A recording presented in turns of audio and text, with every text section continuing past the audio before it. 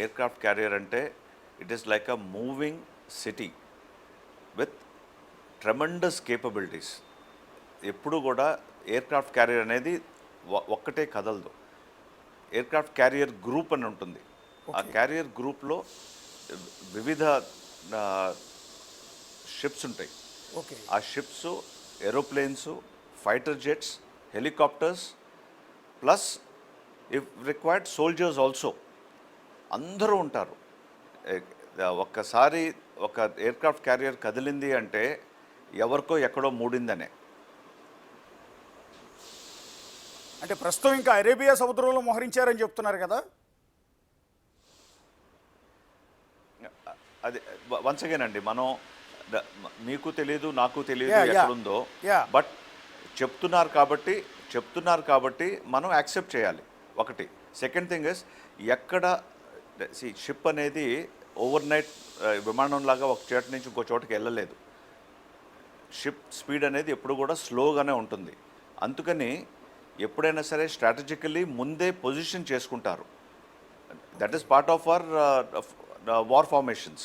Yes sir. ఆ plan ప్రకారం, ఆ స్ట్రాటజీ ప్రకారం ఎక్కడ ఉండాలో, ఎక్కడి నుంచి మనం దాడి చేయగలము, పరిస్థితి తొందరగా మారితే మనం ఆ పొజిషన్లో ఎలా ఉండగలం అనేది ప్లాన్ చేసుకొని ముందే ఉంటుందండి. ఓకే, మీరు ఎయిర్ ఫోర్స్కి సంబంధించింది కాబట్టి మిమ్మల్ని నేవీకి సంబంధించిన ప్రశ్నలు అడుగుతున్నాను. నేను ఎయిర్ ఫోర్స్కి వద్దాం ఒకసారి. సో ఇప్పుడు బ్రహ్మోస్ని మనం ప్రయోగించే అవకాశం ఉంటుందా సార్? బ్రహ్మోస్లో ఉన్న స్పెషాలిటీ గురించి మీకు ఏమైనా ఐడియా ఉంటుందా? డెఫినెట్లీ ఐడియా అయితే ఉందండి.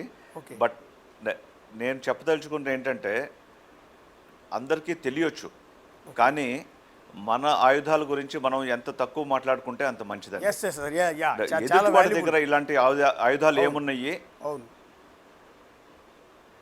దాంతో వాడు ఏం చేయగలడు, Yes, sir. దాన్ని మనం ఎలా ఎదుర్కొంటాము అనేది is more important for us to discuss. Yes sir. వాడికి మనం మళ్ళీ మన ఛానల్స్ ద్వారా మన గురించి మనం చెప్పుకోవటం అనవసరం అండి. Yes yes sir. Okay okay okay correct sir. అది వాల్యుబుల్ సజెషన్. రియల్గా జగన్ గారు చెప్తున్నది అదే, చేసుకుంటున్న అప్పీలు కూడా అదే. వాస్తవానికి మనకు సంబంధించిన సమాచారం పబ్లిక్ డొమైన్లో డిస్కస్ చేయొద్దు, పబ్లిక్ డొమైన్లో పోస్ట్ చేయొద్దు. అది పాకిస్తాన్కి పరోక్షంగా సమాచారం ఇచ్చినట్టే మనం.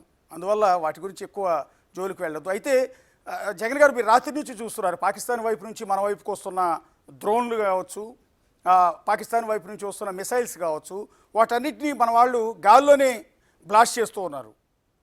S-400 రష్యా నుంచి కొనుగోలు చేసిన S-400 టెక్నాలజీ ద్వారా, బహుశా ఎయిర్ డిఫెన్స్ సిస్టమ్ అనుకుంటాను అది, దాని ద్వారా ధ్వంసం చేస్తున్నారని చెప్తున్నారు. కరెక్టేనా? ఒక్కసారి దాని గురించి చెప్తానండి. ఓకే ఎయిర్ డిఫెన్స్ అనేది it is a defensive measure. Okay అంటే రక్షణ కోసం, అటాక్ కోసం కాదు. Okay first thing, air defence system అయినా సరే. ఓకే దాంతో మనం అర్థం చేసుకోవాల్సింది ఏంటి అంటే, ఎయిర్ డిఫెన్స్ అనేది ఒక్క చోట ఉండదండి. మన ఎంటైర్ గగనం అంతా మనం ప్రొటెక్ట్ చేసుకోవాలి అంటే మల్టిపుల్ లేయర్స్ ఉంటాయి. ఫస్ట్ లేయర్ పెరిమీటర్ డిఫెన్స్ అంటారు.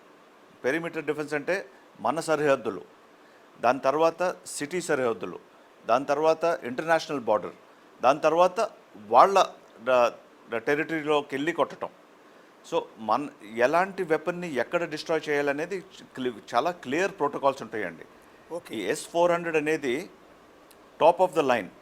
ఇవాళ ప్రపంచంలో ఉన్న ఎయిర్ డిఫెన్స్ సిస్టమ్స్లో one of the best system అనుకోవాలి.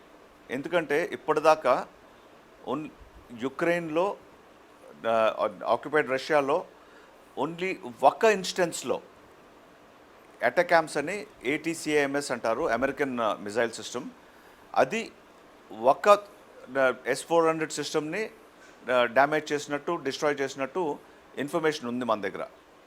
It's in open forum, everywhere it's available. అది కాకపోతే S-400 is absolutely top of the line. దానికి అండ్ దాని మూలన చాలా ఎక్స్పెన్సివ్ సిస్టమ్ కూడా. 400 కిలోమీటర్ల దూరం ఉన్న టార్గెట్ని మనం కొట్టొచ్చు. అంటే పిచ్చుక మీద బ్రహ్మాస్త్రం వేస్తామా, అది మనం చాలా జాగ్రత్తగా ఆలోచించుకోవాలి. ఇప్పుడు S-400 మనకి ఇప్పుడు బ్రహ్మాస్త్రం, ఎక్కడ సర్ఫేస్ నుంచి ఎయిర్కి డెలివర్ చేసే వెపన్స్లో. ఇప్పుడు చిన్న డ్రోన్స్ వస్తున్నాయి. ఇప్పుడు వీళ్ళు ఏం చేశారు, రైట్ ఫ్రమ్ ఈ 3 జనరేషన్స్ ఆఫ్ వార్లో మనకు చూసుకుంటే యుక్రెయిన్ రష్యా వార్ ఒక పెద్ద టర్నింగ్ పాయింట్ అండి. ఈ 200 ఏళ్ళలో వార్స్ అయిన ఒక రకంగా ఉంటే యుక్రెయిన్ రష్యా వార్ మనకి చాలా చాలా లెసన్స్ చాలా తొందరగా నేర్పించింది. అలాగే ఇప్పుడు అవుతున్న గాజాలో అవుతున్న వార్ చూసుకున్నా సరే హ్యూమన్ లైఫ్స్ని ఎలా సేవ్ చేసి, పెద్ద ఎసెట్స్ని ఎలా సేవ్ చేసి, చిన్న ఎసెట్తో డ్రోన్ అనేది ఏంటంటే అన్మాన్డ్ ఏరియల్ సిస్టమ్ అన్నమాట. అలాగే ఇప్పుడు డ్రోన్ బోట్స్ వచ్చినాయి, డ్రోన్ వెహికల్స్ వచ్చినాయి, అంటే అన్మాన్డ్ సర్ఫేస్ వెసల్స్ ఇవన్నీ, అండ్ అన్మాన్డ్ మెరీన్ వెసల్స్. మీరు చూసుంటారు, ఒక చిన్న బోట్తో యుక్రెయిన్ వాళ్ళు ఒక పెద్ద రష్యన్ షిప్ని చాలా డ్యామేజ్ చేశారు. One of their most valuable assets in the Black Sea. అలాగా ఇప్పుడు వాళ్ళు 50 డ్రోన్లు మన మీదకి ఉసుకొల్పారు లిటరల్లీ. కానీ లక్కీగా మనం ప్రెస్ బ్రీఫ్ ప్రకారం చాలా క్లియర్గా చెప్పారు, మనం సర్టన్ వెపన్ సిస్టమ్స్ యూజ్ చేశాము. షిల్కా అని కానీ, Zu-23 అని కానీ, L-70 గన్స్ అని కానీ, ఇవన్నిటితో పాటు S-400 కూడా దానికి తగిన టార్గెట్ ఉంటే అప్పుడు వాడుంటారండి. ఊరికే S-400 ఉంది కదా అని చెప్పి పిచ్చికి మీద బ్రహ్మాస్త్రం వేయరు. ఎందుకంటే ఒక్కొక్క S-400 వెపన్ సిస్టమ్ లాంచ్ చేయాలి అంటే సార్, అంటే రాత్రి ఈ డ్రోన్లు పాకిస్తాన్ పంపటం, వాటిని ధ్వంసం చేయటం అయితే నిజమే, అది విజువల్ కూడా చాలా క్లియర్గా కనపడుతుంది. ఈ డ్రోన్లను ఏ విధంగా ఫేస్ చేసి ఉంటాం మనం? 100% నిజం అండి. ఈ డ్రోన్లని మనం ఏ విధంగా ఫేస్ చేసి ఉంటామండి? ఇప్పుడు అదేనండి, ఇప్పుడు ఈ మల్టిపుల్ లేయర్ సిస్టమ్స్ ఏదైతే ఉన్నాయో, ఓకే, షిల్కా గన్స్ అవ్వచ్చు, Zu-23 గన్స్ అవ్వచ్చు, L-70 గన్స్ అవ్వచ్చు, మనకి ఎయిర్ డిఫెన్స్ సిస్టమ్స్ ఏదైతే ఆల్రెడీ ఉన్నాయో, మన టార్గెట్ బట్టి వెపన్ సిస్టమ్ సెలెక్ట్ చేసి ఫైర్ చేస్తారండి. ఓకే. సో నిజంగా పెద్ద టార్గెట్ వచ్చిందనుకోండి, అప్పుడు డెఫినెట్లీ వి విల్ యూజ్ దానికి తగిన వెపన్ యూజ్ చేస్తాం. ఓకే. అంటే నిన్న వెపన్ ఒక్కటే కాదు, ఎయిర్ డిఫెన్స్ సిస్టమ్ అంటే రడార్స్ ఉంటాయండి, ఓకే, సెన్సర్స్ ఉంటాయి, ఓకే, కంట్రోల్ సిస్టమ్స్ ఉంటాయి, ఫైనల్లీ అటాక్ సిస్టమ్స్ ఉంటాయి. ఓకే. అంటే ఒక లెట్స్ సే 50 డ్రోన్లు అటువైపు నుంచి వస్తున్నాయి అని మనకి ఒక సెన్సర్ పికప్ చేసింది అనుకోండి, రడార్ ఎలక్ట్రానిక్ మీన్స్లో. ఓకే. అది పికప్ చేయగానే అది రిలే అవుతుంది కమాండ్ సెంటర్కి. ఓకే. కమాండ్ సెంటర్ అప్పుడు దాన్ని అనలైజ్ చేస్తారు, ఓకే, ఏమొస్తున్నది, ఎలా వస్తున్నది, ఎందుకు వస్తున్నది అని. ఓకే. అనలైజ్ చేశాక కమాండ్ సెంటర్లో వివిధ వెపన్ సిస్టమ్స్కి చెప్తారు, మీరు ఇది ఎంగేజ్ చేయండి, మీరు ఇది ఎంగేజ్ చేయండి. ఈ పెద్ద సిస్టమ్స్ అన్నీ ఓకే ఆగండి, మనకు పెద్ద టార్గెట్ ఏదో వస్తున్నది, మీరు అది ఎంగేజ్ చేయండి అని చెప్పి కేటగారికల్లీ అసైన్ చేస్తారు. ఓకే. అసైన్ చేశాక వాళ్ళు ఎంగేజ్ చేసి వాళ్ళని డిస్ట్రాయ్ చేస్తారు. ఓకే.